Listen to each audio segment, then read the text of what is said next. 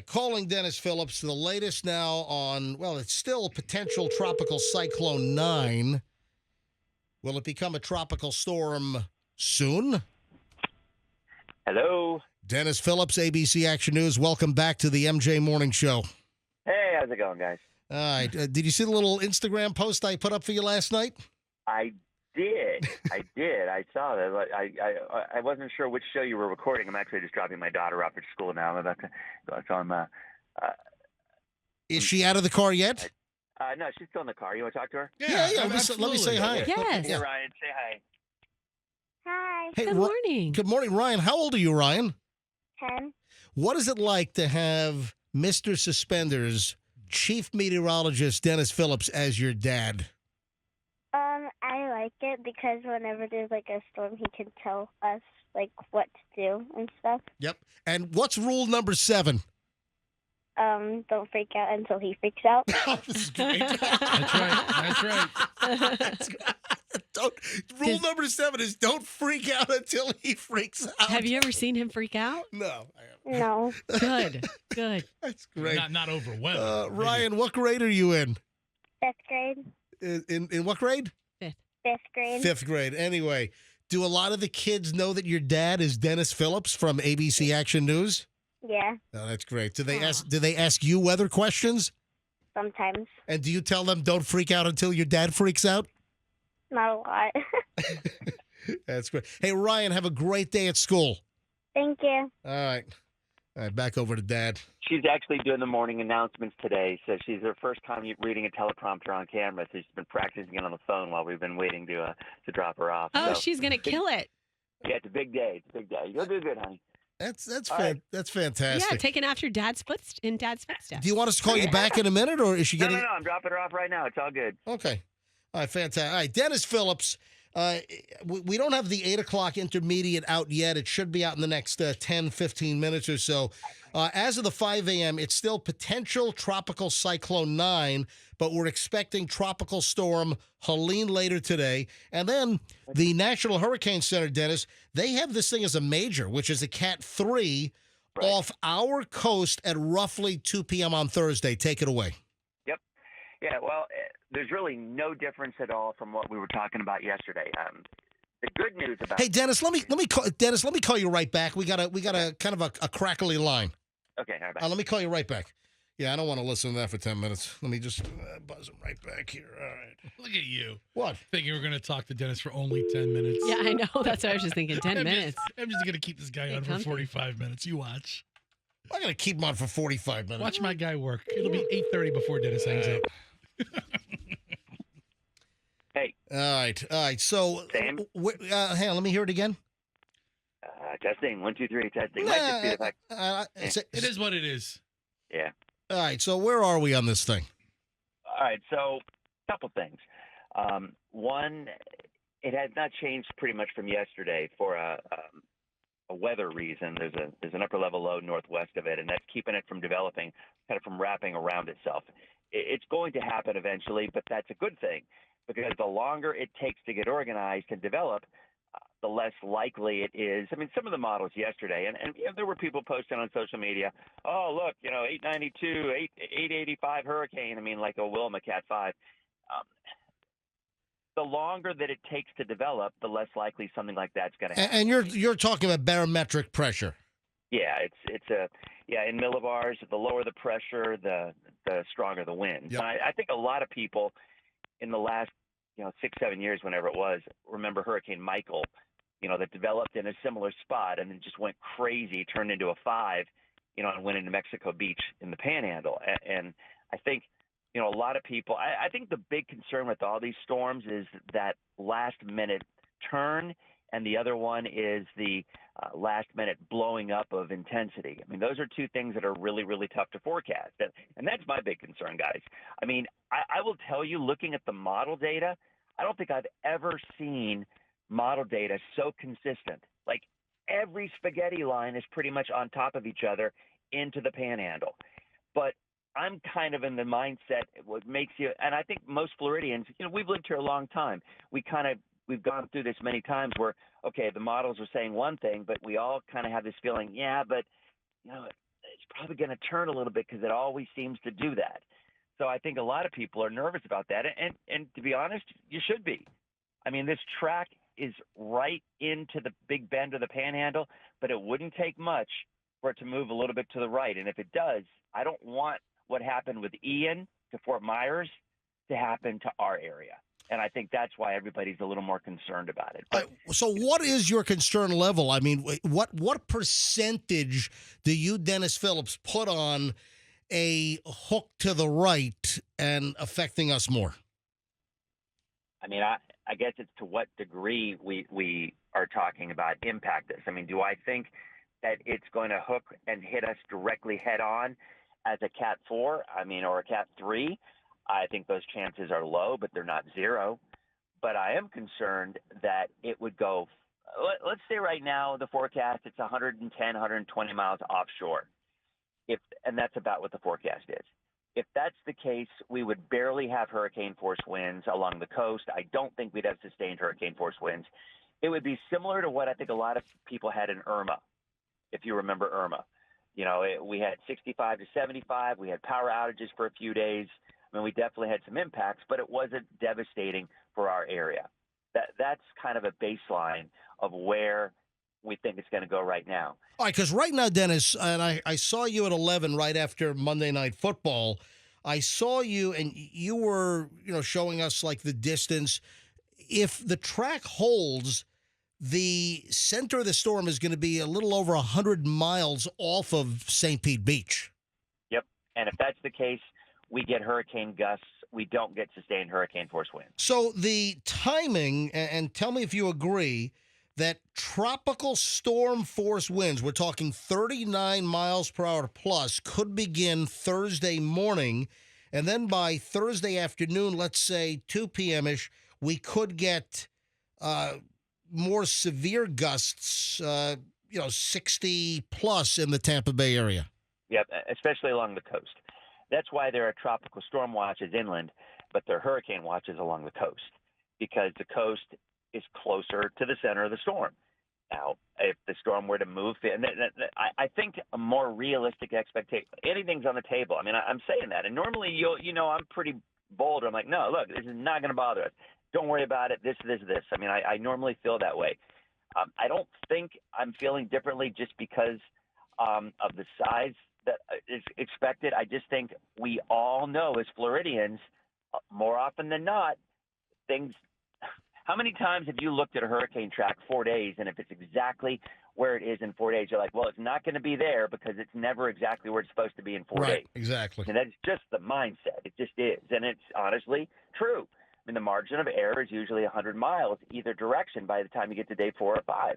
So for us to expect that this track to be exactly like the computers say, while we're hopeful for our area, not so much for Tallahassee, unfortunately, that I don't think that's a reasonable expectation. And listen, that brings up another point. What should FSU parents do? Yeah, that's a tough one. I will tell you, I'm pretty transparent with my family life and whatnot. I'm bringing my kid home. I'm bringing my son home today. And is there a chance? And folks, Dennis's son is at Florida State. Yeah. I mean, I've talked to him in the last 12 hours. If this track is right, they're going to have a major hurricane barrel right into Tallahassee by Thursday afternoon late. If anybody's planning, and I am not encouraging or discouraging people from doing that, because, my worst nightmare is I'm thinking, what if somebody decides to bring their kid home because of my suggestion, and then they have a car accident on the way home or something? Oh, geez, that's morbid, yeah. I mean, right? But listen, this is breaking news.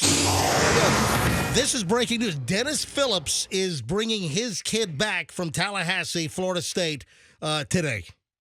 I am, but at the same time, do I also think, like with Charlie, remember when everybody was in Pinellas County, they evacuated to Orlando? Yep, I had friends who did right that. In the middle of it. Yep. Yeah. So, is he going to be leaving Tallahassee to come right to the storm? I mean, that's a possibility, but I'd rather have him, at home. And I will tell you this, I was talking to some folks at FSU yesterday, and they said if you have children, kids, whatever, in the dorms are really well built. They're really secure, brick buildings. I mean, they're like bomb shelters, people have told me. I think a lot of people are more concerned, I am, about the apartments. Sure. Because I think we all know there's apartments out there that aren't built as well as other buildings. Yeah, when you see the buildings or the houses, like in my neighborhood, a lot of the houses that have gone up are block on the bottom, block on the top. But there are a couple of houses going up in South Tampa right now where the builders are cheaping out and they're doing block first floor and then they're going to plywood for the second floor. And yeah, you might have some apartment complexes up there that were built on the cheap, and they're it's all wood frame. They built an apartment whole complex that's made of wood near my house in North Tampa. There's no blocks at all. Wow. So that's kind of my point. He lives in an apartment. I don't know whether that one's built well or not, but it's not worth taking a chance because you got all those massive trees up there, and I think if the track shifts east, then they won't. They're going to be right now based on the track. They would be in the western eye wall, so it would probably only take about a 30-mile swing to the east, so the impact would be way, way lower. So if people think, hey, this thing's probably going to turn 20, 30 miles to the east, then people are probably okay in Tallahassee. But for me, at this point, I don't feel like taking that chance, and I'm going to tell them to come home. All right, now I don't know if you saw this. This is a great model, Dennis. I was on the Drudge Report last night, and Drudge had a link to computer models. There's a PhD, a fifth-year PhD candidate at the University of Oklahoma. Guy's name is Toner Berg, and Drudge has the link. If you go to Drudge Report, Fester, it's on the far right column, and look for computer models. Click it right there. And it is the biggest ensemble of computer spaghetti runs I've ever seen. And he's got a slider bar, and you can run the slider, and it looks like 100 models. Have you seen that one, Dennis? Yeah, I have. And for somebody like me, it's really helpful. I think for some people, if they're just wanting to know where a storm's going to be, it could be even more confusing because, what do all those lines mean? I get that all the time. Yeah. Well, you got 50 lines. So which one's the right one? Because people just want to know where it's going to go. And at the end of the day, that's most of the people aren't really into the weather part of it. I know, MJ, you are. Yep. I certainly am. But, I think most people are just like, look, dude, I don't care about these lines. Am I going to have to evacuate? Am I going to flood? Am I going to be okay? That's ultimately the question. All right, so when your phone is getting more staticky, do you know what that is, Dennis? Any idea? I'm driving. I'm going through Yeah. I'm going to be home. I'll be home in about 3 minutes. Yeah. So if you want if you don't mind, can we talk to you again? Maybe let's say 9:30ish or 9 o'clock-ish. Does that? I might try to nap for a half hour or so. I tell you what, you go ahead and text me when you're awake again, and we'll try to get you on before the end of the show. I kind of want to talk about surge, man. Hold on a second, Dennis. Let me try you back real quick again. Just call him right back. Yeah. Let me try again real quick. Yeah, that's just weird. It's just getting all whacked out sounding. Let me try him back one more time here. And all right, 72. I don't think it's our line. 7272. It could be our line for all we know. I don't know. Our equipment's pretty lousy around here. This is deja vu. Remember when I was driving home when I couldn't get home because of all the water? Oh yeah. And my phone kept dropping out. Yep. All right, this sounds a lot better. Yeah, this works. Yeah, I'm almost home. So. All right. Sounds a lot better. All right, so you wanted to talk about surge, right? Yeah, I do. I want to talk about surge and evacuations because I think there are going to be evacuations ordered today. I don't know that for a fact. I haven't talked to EOC, but the NHC, the Hurricane Center, has come out with their initial surge predictions, and they're predicting 5 to 8 feet for Tampa Bay, and they're predicting over 12 feet for Citrus County. That's based on the current track. Again, so right now their expectation is even if this storm doesn't get any closer, they're looking for a 5 to 8 foot surge, water rise from Tampa Bay along the coast, Clearwater, St. Pete, all of it. That's a significant surge, and that's probably every bit as much as we had with Idalia or Ada. So I really, really think the expression "hide from the wind, run from the water" is going to come into play, and I truly believe that water is going to be an issue out of this. Maybe water is probably going to be a bigger issue than the wind is going to be. All right, so surge is a concern. Dennis, when do you expect this to become a named storm, Tropical Storm Helene? Yeah, let's go over the time frame because we haven't really done that. It'll probably get named later today. The reason it hasn't been is because it's still running into a little bit of shear and it hasn't completely closed itself off.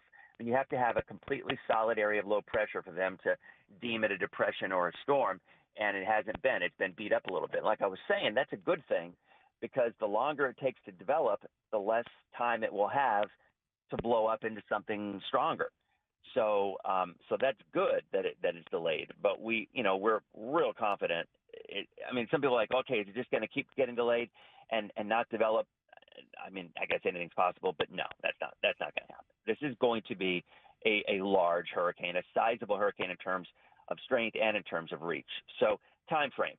You were talking about tropical storm force winds that start tomorrow morning around 8 o'clock. That's the most likely time we start to see that, and that's winds of 35, 40, 45 gusts about that high. Throughout the day, not tomorrow, Thursday's when that's going to happen. Tomorrow, we're still okay. You still got time to make your plans and do what you need to do today and even tomorrow, all right? Thursday, it starts early in the morning. This is a Thursday daytime event. By the nighttime hours, by 11 o'clock at night, this will be winding down quickly for our area. The surge timing is late afternoon Thursday through about midnight Thursday night. That is when the water rise is expected. And, some of the models were going absolutely ballistic with surge yesterday. They've come back down to a more reasonable level, in my opinion. I wasn't even going with them yesterday because they seemed too high. But I do think a 5 to 8 foot surge is very reasonable in the bay and along the coast. And that timing would be, now if we luck out that the highest surge comes at low tide, we're going to lose 2 feet of water on that. And that would be awesome if that's the case. Right. It's just a little bit too early to know. But I know, MJ, you're always concerned about water rise. But there is going to be significant water rise, even if this storm stays 120 miles offshore. If it gets closer unexpectedly, like a lot of folks, and myself included, fear, that number's going to be higher, as the winds would be as well. All right, I'm just hoping that this thing does stay over 100 miles off. Obviously, if it jogs closer to us, you responded to me last night. I sent you a text about the 5 o'clock National Hurricane Center advisory. Hillsborough County was out of the easternmost cone. Parts of Pinellas County were in the cone, and then the 11 o'clock, the cone jogged further to the east, and Hillsborough was back in the cone, the far edge of the right side of the cone at 11. And you responded with the swirling, spinning, laughing, smiley faces because I made a mention to you that I always like to see my house out of the cone. Mm-hmm. Yeah, you know what, though, and this is something I think most people don't realize, and I mentioned it to you. I think you know what it is, but I think this is really fascinating. People see that cone, and they think that cone is the margin of error based just for that storm. In other words, they're like, all right, well, we're here, we're working at the Hurricane Center. We think the margin of error for this storm is this way to the right and this way to the left, and that's the cone of uncertainty. That has nothing to do with it. That is not true. All the cone is the average error, the average margin of error at each time frame over the last 10 years with their predictions. Wow. That's all it is. So if the average margin of error at 72 hours is 75 miles, whatever the number is, I don't know what their number is, but whatever the number is, all they do at 72 hours is make a cone to the right 75 miles and to the left 75 miles. Nothing to do with that storm, nothing to do with the forecast track. It's just their average margin of error, the average mistake that they've made over that period of time, and that is what that cone is. So when you look at the cone, don't think, oh, well, look, it's a little bit more to the right. It's a little bit in Hillsborough County. It's a little bit in Pinellas. No, it has nothing to do with the actual forecast. It's just how far out the forecast is and what their average margin of error is at that time frame. Thursday event, folks. We'll talk to Denis Phillips, obviously, leading up to this whole thing. And, of course, Thursday morning, we'll be speaking to Denis when the event is closer to the Tampa Bay area, because it's going to be a Thursday morning into Thursday late night event. And Denis is concerned with storm surge. Denis, thank you, buddy. I appreciate you coming on. No worries. See you guys. All right. Denis Phillips, chief meteorologist, ABC Action News, who, again, getting busy. Denis has a great bedside manner. Even if the news is bad, I want to hear it from him. Yeah, He puts me at ease. the 8 o'clock advisory just came out, and I don't see where I think the discussion has been updated. I do not see, let's see, forecast this 8 a.m. public advisory is out. Any dramatic changes? Yeah, the map, the 8 o'clock map is not out. And this is intermediate. The major changes are typically 5 a.m., 11 a.m., 5 p.m., and 11 p.m., with intermediates at 8 a.m., 8 a.m., 2 p.m., and then 8 p.m. Those are the intermediates. So you generally don't get a lot of changes. But, again, storm surges, they're talking about that. But also, keep in mind, we are under a hurricane watch. The entire Tampa Bay area under a hurricane watch. And we're going to follow this for you all week long. One thing the MJ Morning Show knows how to do, tropical storms and hurricanes. I've been doing this now since 1994. With the aid and assistance of great weather folks that we've been partnered with over the years. Did you like the video? Want more? Go ahead and click all this like, share, subscribe.